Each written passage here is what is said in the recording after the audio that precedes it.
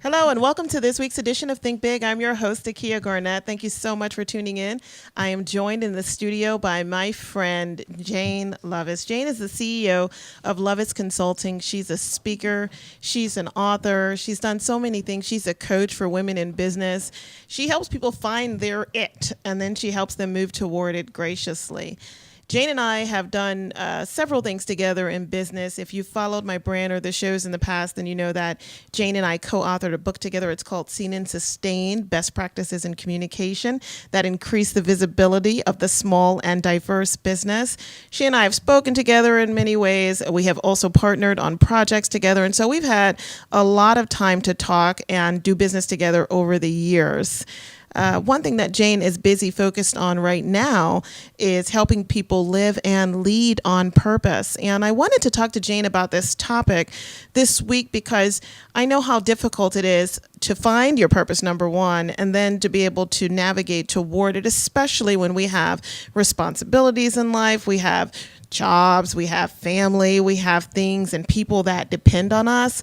And so being able to graciously move toward our purpose in life is not very easy at all. And Jane seems to have her finger on the pulse of what this is all about and how you will be able to do that in an even better way once you have seen and heard this show. So without further ado, I would like to introduce to some and reacquaint with others my dear friend, Jane Lovis. Hey, Jane. Hey, Akia. Thanks for being on. Oh, I am so thrilled to be here You today. can pay me for that intro later. Yeah, really. Jane is my friend. Jane, so tell us about Lovis Consulting.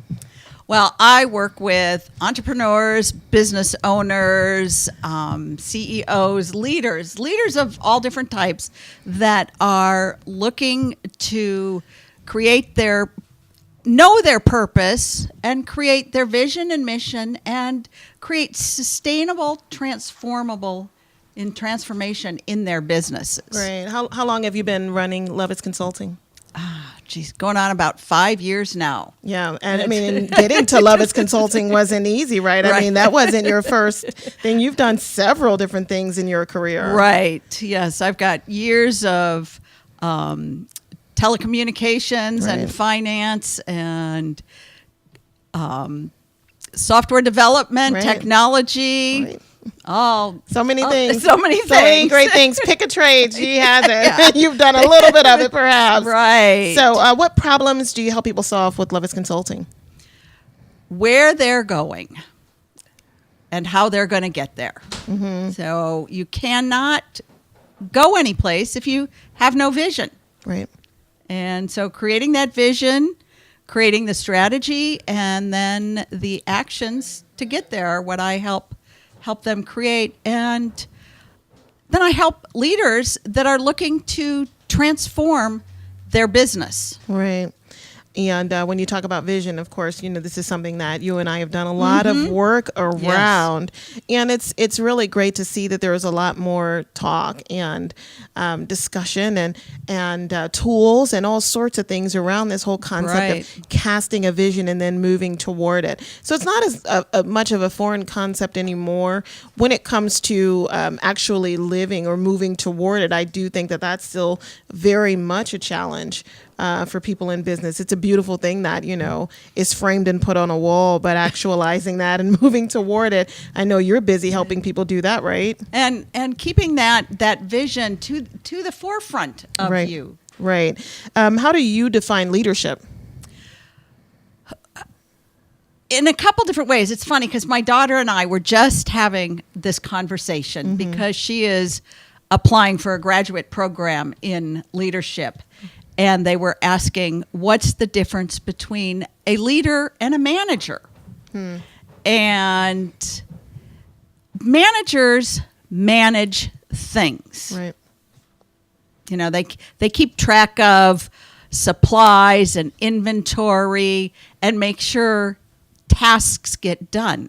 Right. Whereas a leader really is there to inspire and to ensure that all the roadblocks are moved out of the way, so that everyone can do what it is that they're there to do. So a leader really has to be able to clearly state where it is they're going and what it is they're trying to accomplish. Right. So that everyone can, because it's the everyone else that actually takes the leader there. Mm-hmm. The leader Right. shines the flashlight, as Right. it were. Right. I mean, there are different philosophies out there too about where the leader is actually, standing. Is that leader in the front, or are they behind, or somewhere in the middle? And I think there are all those places at different times, depending on what they need to, where they need to be at what time. Right. Yeah. And this concept of leading situationally. Mm-hmm. So just because you're a leader in this particular instance doesn't mean that's a global definition for you. Right. And some of the most amazing leaders that I've worked with have not officially been leaders. Right. They are the ones that have picked up the clear vision and are sharing that and enabling and encouraging people to go with them. Right. So, I mean, this is more of a philosophical question, but why do you think people gravitate toward leaders?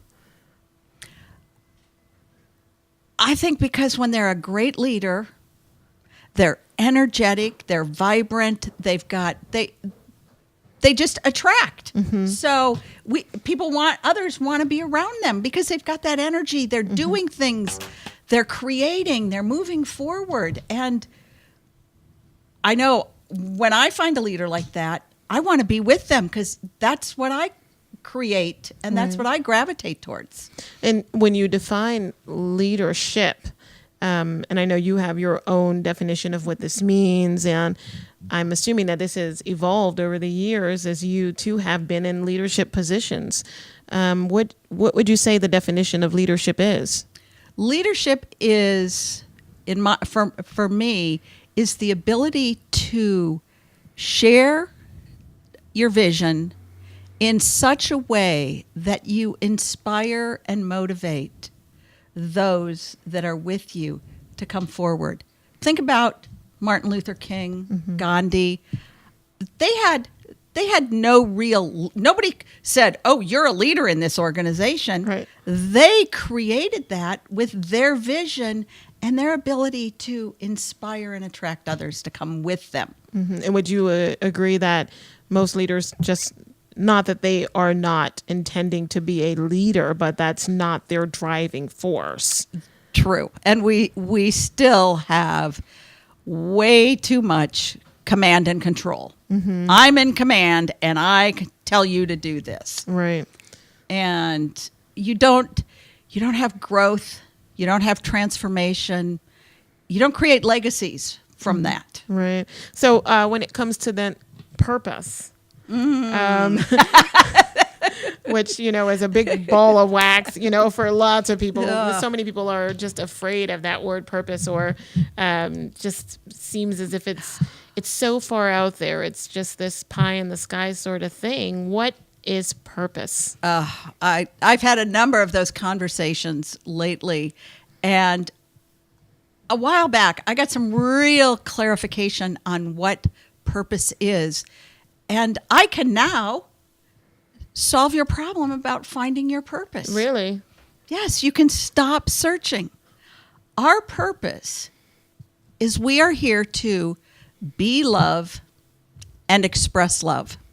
And I know that's pretty radical to say in a business setting. It is. And I was going to get to that. I was going to get to this whole concept of using the word love in a professional setting, whether or not it's a small business or, a large, majority firm. It's just not a term that's used. Right. And that's because we think of love as the romantic love. Right. It's wishy-washy. It doesn't have any real power. And yet, in reality, love has the highest intensity of power. Mm-hmm. Think about the grandmother whose grandchild is under a car, and she picks that car up. Mm-hmm. And it's her love for that child that gives her the power to do that. Love is a very powerful word, and power is something that attracts. The opposite of power is force. Right. And that's trying to make somebody do something. So when as leaders, we can express from that place of love, when there's a clarity that comes through that attracts and pulls the love out of everyone else. And now, in an organization, you're not going to walk around going, "Oh, I love you, I love you." Sure. What you're going to be able to get is a real clarity of your vision. And so, how do you do you have any examples of that? Because I was going to say, how do you really teach that? I'm assuming that's by leading and showing. Right. And what it allows you to do is, when you look at your purpose, and when we do vision and mission mapping, we start with the purpose, and then we create our vision from that. And then we go to our mission. And what I have seen is, when you start with that place of, I'm here to be love and express love. Right. And then I look at, what is my vision? It really takes it to that place of, how is the world going to be a better place because of what I am looking to create? Yeah. So why don't we back up just a little bit and talk about vision and mission then? Sure. Since we have brought that up and kind of talked around it a little bit. Right, because that's something Aki and I have done that many times. Right. And so this vision and mission mapping concept is all about helping leaders cast out, articulate, and write down that vision for their business or for their whatever it is that they're trying to do, their life, their movement, and then create messaging around what their mission is as well, which connects to the vision. And those things then allow us to build out programs and processes that will allow us to move toward really seeing those things come into fruition and being able to be a part of those things. So in order to get to that level of purpose, those are some of the things that you work through in order to get to, to fine tune that and be able to truly, walk within it authentically. So when you are working with people today and they are finding their purpose and hearing you talk about love and so forth, how are they responding to that? As I get more comfortable with it, Right. they get more comfortable with it. It sounds so simple. It is, and yet It sounds so much easier than, Right. I was talking to a woman a couple of weeks ago, and she said, I need to find my purpose. I just need to find my purpose. I don't know what my purpose is. And these are the kinds of conversations I have fairly regularly. And so I looked at her and I said, can I share a secret with you? She said, sure. I said, I know what your purpose is. She said, what? I said, you're here to be love and express love. And she said, oh, okay. And a few days later, we were talking again. She said, I want to thank you for that, because that has opened up so much. Right. So then naturally, everybody has a different definition of love. And I don't mean that, Right. eros and, Right. philos and, agape and all of those great, terms that identify different types of love. But depending upon, the way you were reared or brought up or whatever, your definition or understanding or even connection or interaction with love differs. And the basic definition that I use is this or something better for the good of all. That's great. And that means it's going to be good for me. It's going to be good for you. It's going to be good for everyone that I don't even know that might be impacted. Right. And when you start thinking and we start creating businesses from that aspect, Right. that is really going to transform the world. Yeah. And that's really what I'm interested in is. Love it. So how do you combine your love, of course, and wanting to do that greater good, and see that greater good, be done? How do you combine that and keep that on track with your actual vision and, wanting to actualize those things? Because, my next question is, how do you do that when you are in the face of force or forceful people or forceful energy? Right.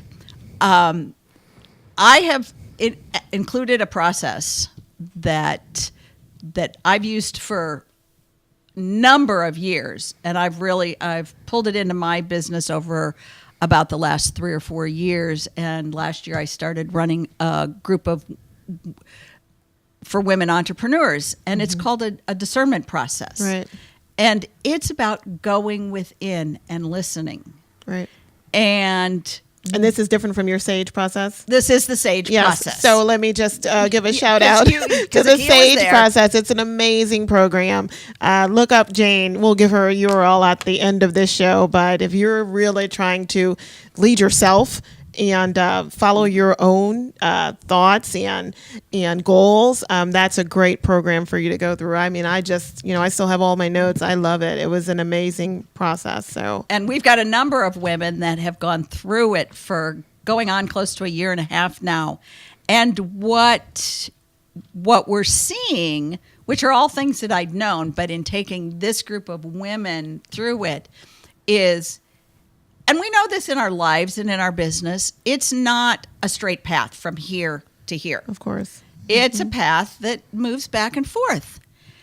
And the secret, though, the piece that this has is helping you get in touch with whatever you want to call it.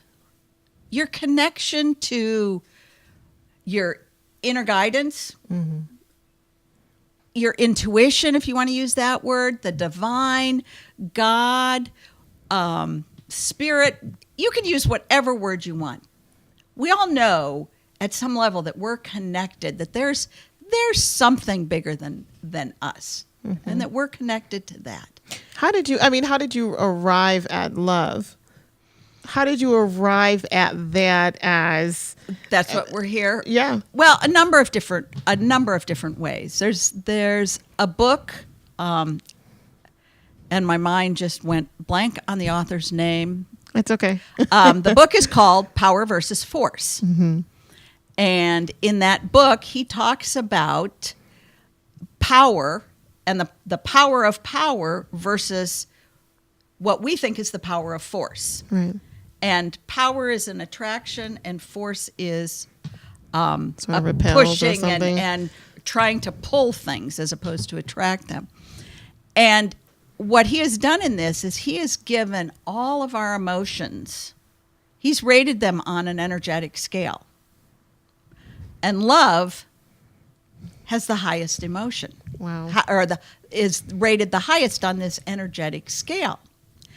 And there are books that he's rated using this scale. His book, the Bible, the Quran, a number of other books, spiritual, non-spiritual, business books.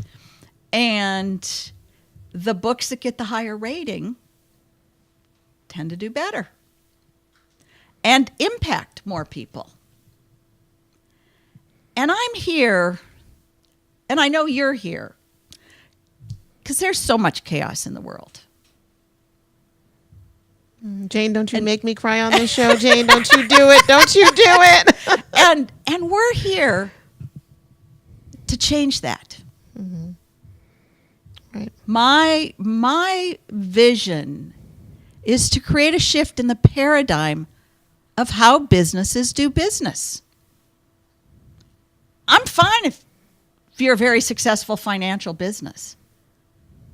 There's nothing tertiary, wrong. That's right? yeah. What I want you to do is to have that positive impact and transform your lives, my lives, everyone's lives that are around you. And the world, in many respects, seems to be falling apart right now. Tell me about it. I mean, it's just every day there is something else. It's exhausting. Yeah. It really is. I mean, it's just, I can only take it in doses now. I have to control media. Yeah. For myself. I mean, at some point I, can look at every single thing all the time, but now I just have to shut things down because there's just so much. And the next thing is always bigger and worse than what just happened, which was crazy. So it's just, there's just a lot going on. So we need messages like what you're talking about right now. And the great thing is, out of that chaos is going to come something new. And there's a book called Leading from the Emerging Future. And that book is so powerful. And what I've begun to take from that is most of the time we're leading from our past. Everything that happened in our past is what's driving us forward. Because we're gonna make something, we're gonna fix something, or we're reacting to things that hurt us in our childhood. And so the only thing we can create is more of our past when we lead from that. Correct. When we look at an emerging future, what's that future that's leading, that's coming to us, that's pulling us forward? And we see bits and pieces of it. Right. We have to pay attention. Yeah, I was going to ask you, do you think you have to really be in tune or attuned to? You have to be, because it's quiet. It's small things that are happening. We see it around the world. Right. You can be one of those early adopters or, just kind of get sucked in and, just wake up one day and say, oh, things are different. Guess I better move in this direction now. Looks like things have all changed. And see, and you're part of that because you're opening up conversations. I try to be. And you want big thinkers. You want people that are thinking forward. I do. And one of the things that I know about you, Jane, is that you're probably one of the most read persons that I have ever met in my entire life. Jane has probably read like 1,000 books. You should maybe, Ripley's Believe It or Not or something. Seriously. But one of Jane's thoughts is that if you've read 5 books, you are automatically an expert on something. So yes. Which I love. That's such an easy way to become an expert. So Jane says if you read 5 books in any particular area, then you are now an expert in that area. Why do you, and how did you come up with that concept? I am sure that I read it someplace. And that if you think you're interested in something, in a topic, or you're thinking, ooh, I might want to do that someday, go read 5 books on it. Right. Become an expert on it. And also, if you can't get through 5 books, that's probably not something you want to be doing. Well, you can, download and listen to it on audio or something like that. Yeah. Right.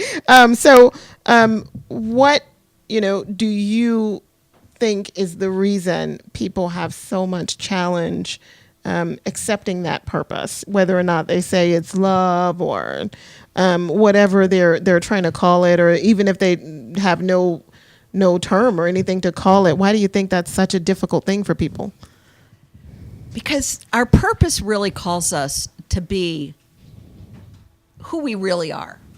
Calls us to be bigger than the life that most of us are living. Right. I was leading a call this morning, and we were actually talking about that, and that we're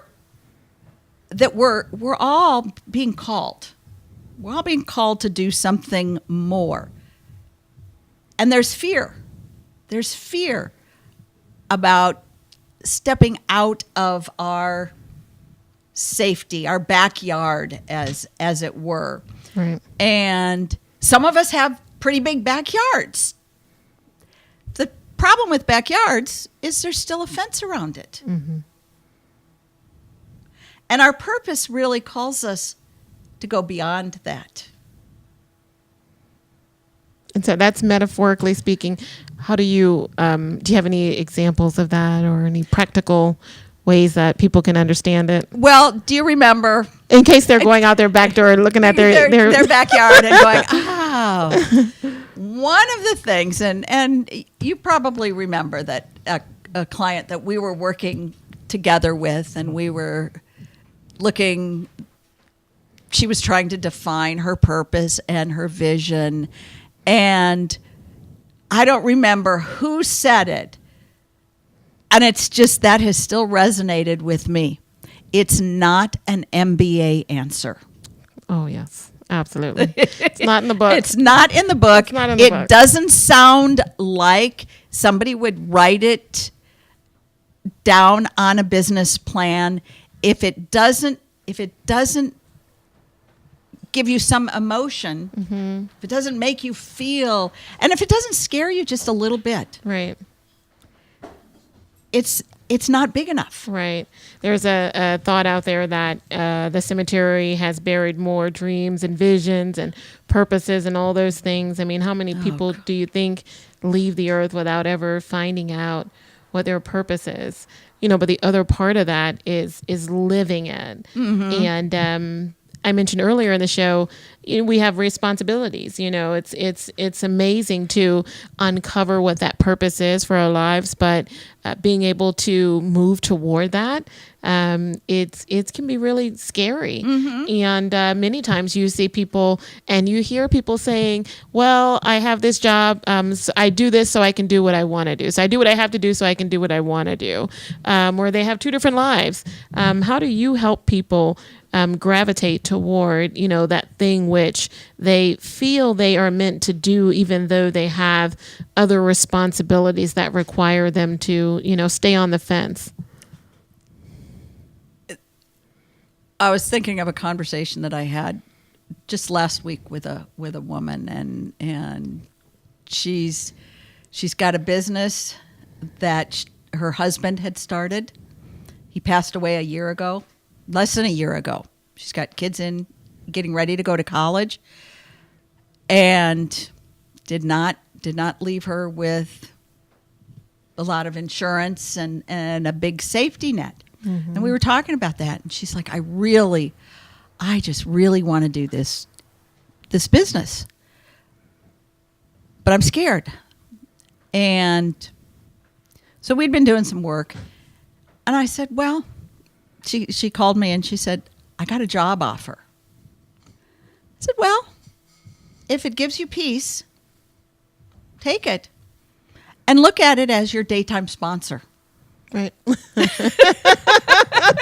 You know, her kids are old enough. They still need support, of course, after with what the family's going through. Right. But not the same as when they were little. So she can continue pursuing the business as she gets a job. And one of the things most of us, I think, don't look at is possibility. Yeah. What's the possibility and how could it happen? But, you know, one thing that you said earlier is that she was afraid.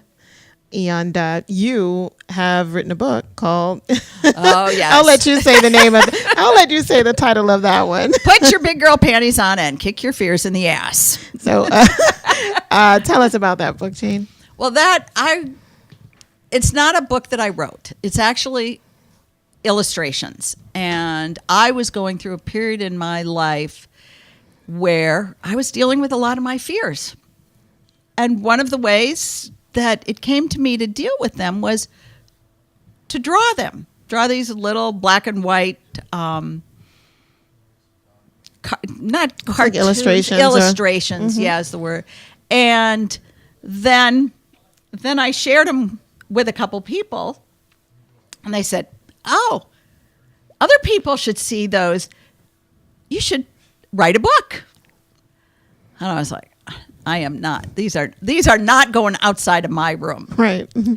And I shared them with I was at a retreat and I shared them with the woman, my roommate at the retreat.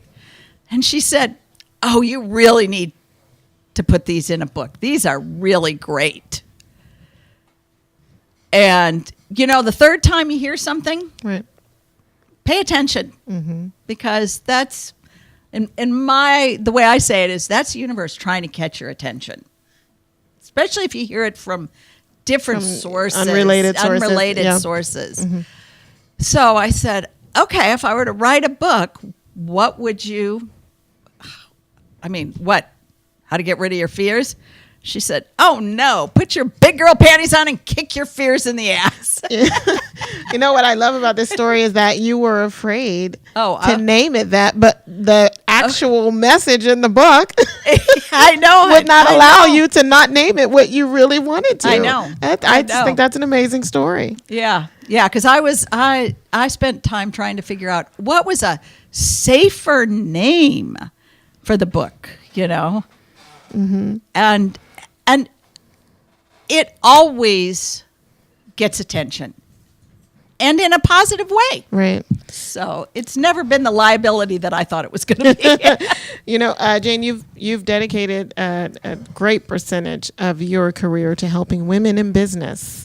What has drawn you to work with women, business owners and entrepreneurs, or those who are interested in pursuing something outside of the ordinary sort of employment? Well, coming from a technology background, I was often, when I was in school, I was often the only woman or one of just very few women in a class. When I went into business, I would be one of few women in the office, in meetings. And as I love business, I love being in business. And I love working with CEOs of all types. And I'm called to women at many different times because I didn't want to be the only one there. Mm. So we all grow on someone else's shoulders. Mm-hmm. And I want to help other women grow. That's awesome. So how many years now have you been helping women, and what actual problems do you help them solve today? In reality, I have always been helping women. Mm-hmm. One of the first places that I really formally did it was living in Hawaii. Right. Teaching. I taught a computer class for women that wanted to get off welfare, that were trying to get off welfare. And this was back in the early 90s, mid 90s, mm-hmm. before everyone had computers. So this was really pretty scary for them. And I could remember when I first started using computers, I didn't know what a computer was. Right. And so I was able to remember my fear, my hesitation, my not knowing. And I think that's also what makes a really great leader, is being able to remember that. Because I was able to lead them through their fears and their getting comfortable with computers. Right. Do you touch bases with any of them, or? No, that was before email, right. and I bet you'd love to see how they're doing. I would love. I got the best, the most heartwarming comment from one of the women in my class, because she said, "I want to be like you when I grow up." And I've said that about many other people, mm-hmm. and. Well, Jane, speaking of class, and as if you were not already smart enough, you decided to pursue your PhD. Congratulations. I'm saying that to you on air. Congratulations. I can't wait I guess I'll have to get it finished. I cannot wait to call you Dr. Jane. I can't wait. Jane, what are you studying, and what led you to pursue that? Actually, a friend of mine is getting her PhD, and she's doing it from a theological standpoint, and we're doing this using this discernment process, and that's what she was doing her PhD about. And she said when she started it, she said, well, you can run a program or something for me. We can do this together and you can help me. I was like, if I'm going to do all that work for her, I'm getting mine. Right.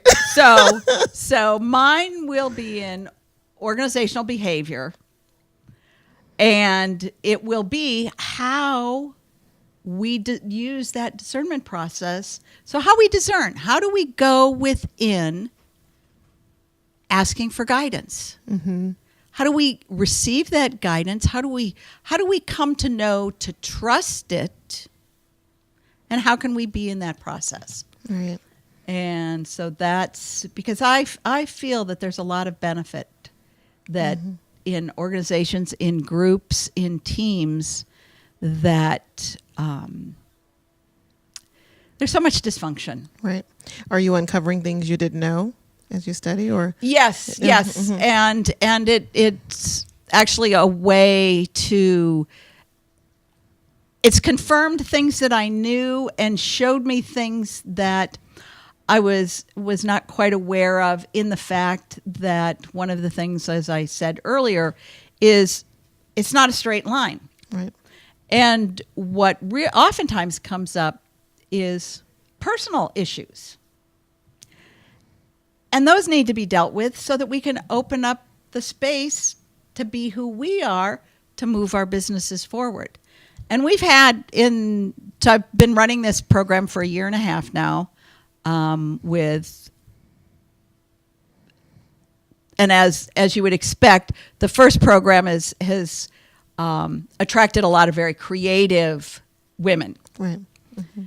And so they actually get the process. And now I'm going to create a group with 4 to 6 women CEOs that have businesses with employees, as opposed to this group was women entrepreneurs, so primarily solopreneurs. Right.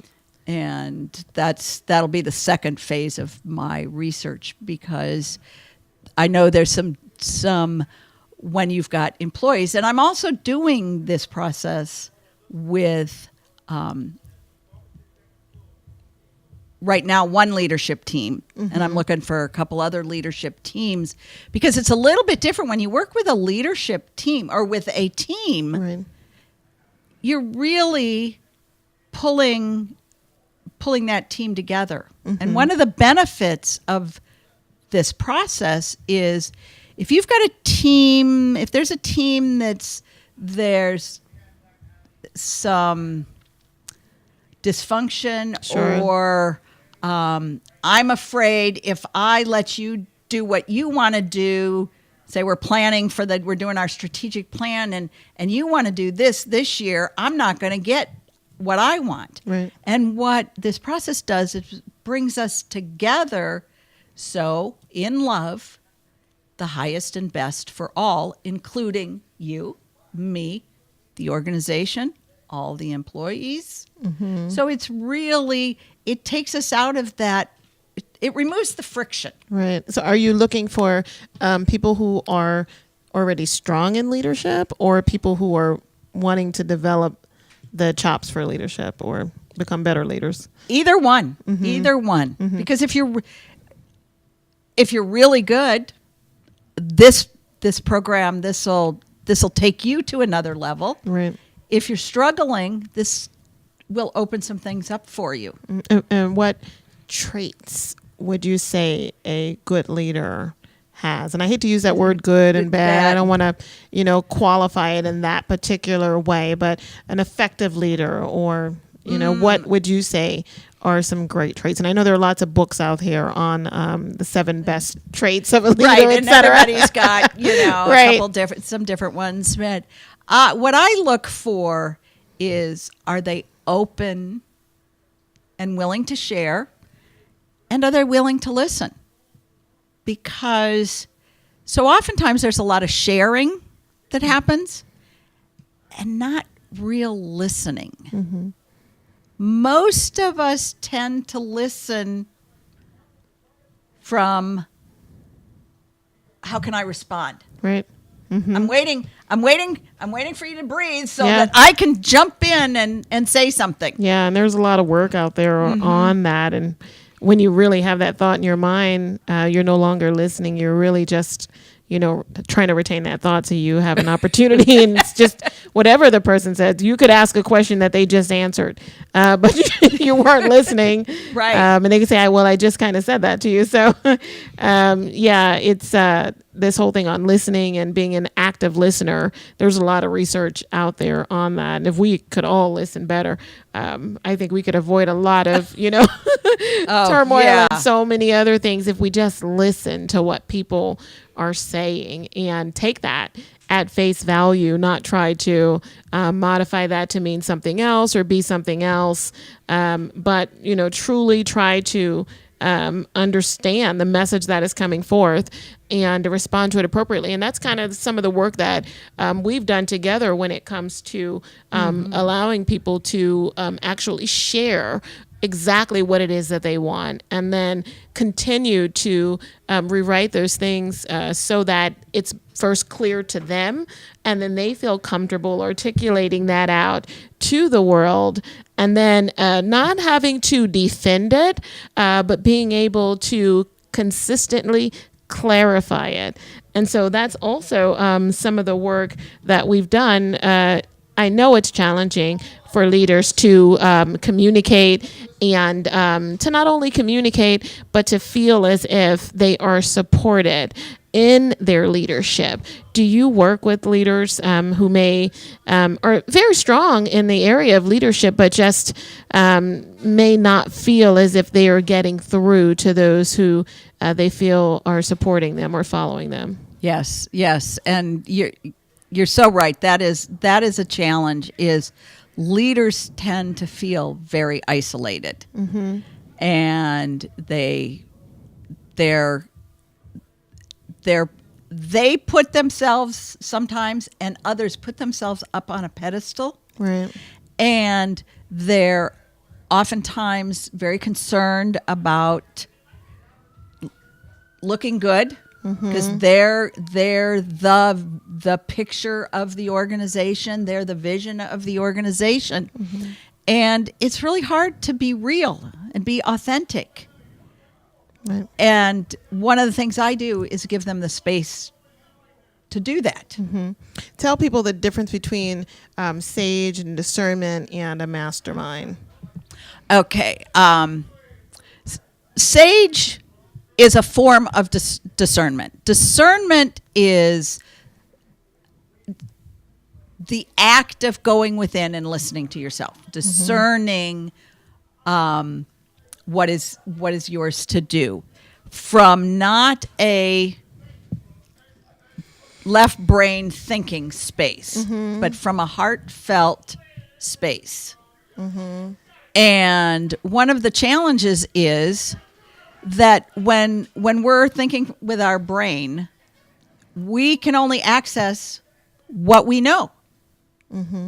When we start thinking of with our heart, with that connection, we have access. In quantum physics, they call it the field of infinite possibilities. Right.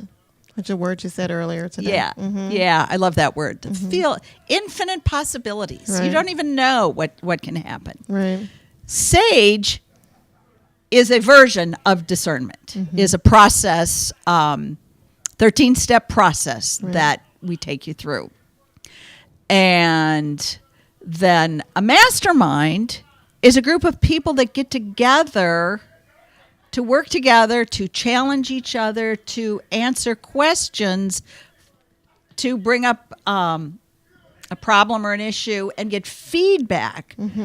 Whereas the difference in the sage discernment is you bring forth your problem, your issue, your challenge, your opportunity, whatever it is that you want to share. you're sharing it with yourself Right. and getting the answer from yourself.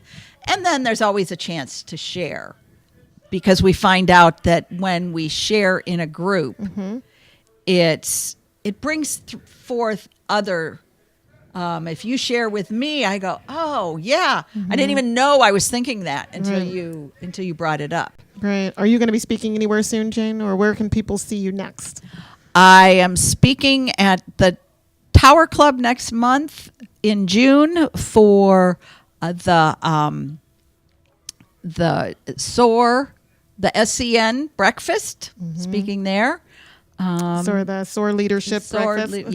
Yep. That's, I think it's first Tuesday of the month. So I think that might be the 4th.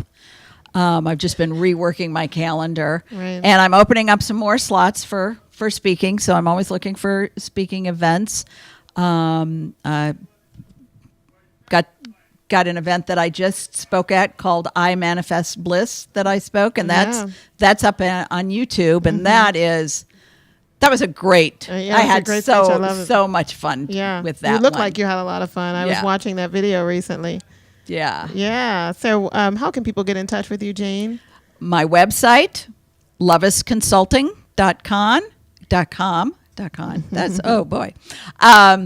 And my email is jlovis@Lovis Consulting. So you see under my name, it's spelt just like that, lovisconsulting.com or jlovis@lovisconsulting.com. And I'd love to hear from you. Jane, thank you for being here. Oh, this was so fun. It was. You are so great. Oh, so are you, Jane. You just came and just showered us with all your leadership knowledge. And if you have been listening this hour, then you are now officially a leader. Absolutely. Absolutely. Thank you again, Jane, for being here. I want to thank you for joining us. Think Big is a weekly show. We bring to you thought leaders and influencers across business worlds and industries who are doing amazing things in their careers. If you have someone out there that you'd like to be a guest on Think Big, let me know. Drop me a line. I'm all over social at Akia Garnett. If you yourself are interested, also contact me. I'd love to hear what you're doing, and I'd love to help you share it with the world. Thank you again for tuning in. We'll see you next time.